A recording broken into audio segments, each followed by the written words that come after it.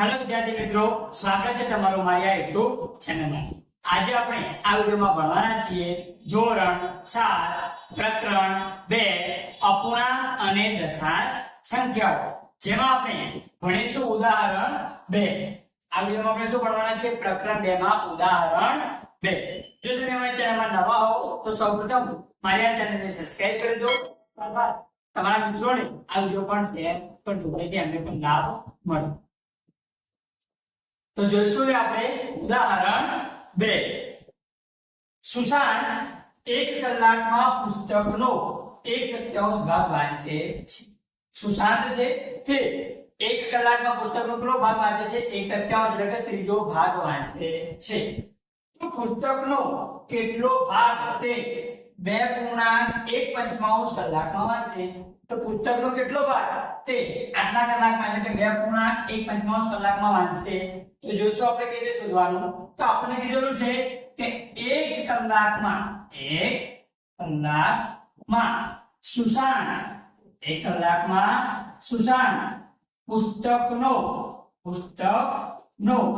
1/3 ભાગ વાંચે છે। તો કેટલા કલાકમાં? 2.1/5 કલાકમાં 2.1/5 કલાકમાં સુશાંત પુસ્તકનો કેટલો ભાગ વાંચશે? બરોબર?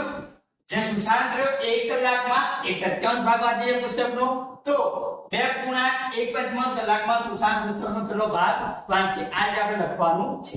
હવે શું થશે? આટલા કલાકમાં આટલો ભાગ, તો આટલા કલાકમાં કેટલો ભાગ? તો શું કરીશું? ચોકડી ગુણાકાર।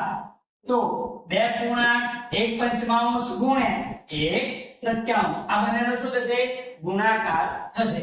હવે અહીંયા આગળ મિશ્ર અપૂર્ણાંકમાં આપેલું છે, એને આપણે સાદા અપૂર્ણાંકમાં ફેરવશું। તો સાદા અપૂર્ણાંકમાં કેવી રીતે ફેરવાય?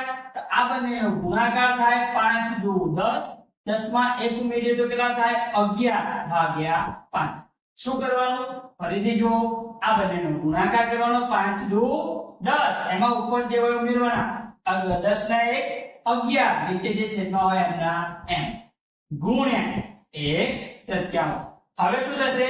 અંશનો ગુણાકાર કરીશું, છેદનો ગુણાકાર, તો 11/1/5/3।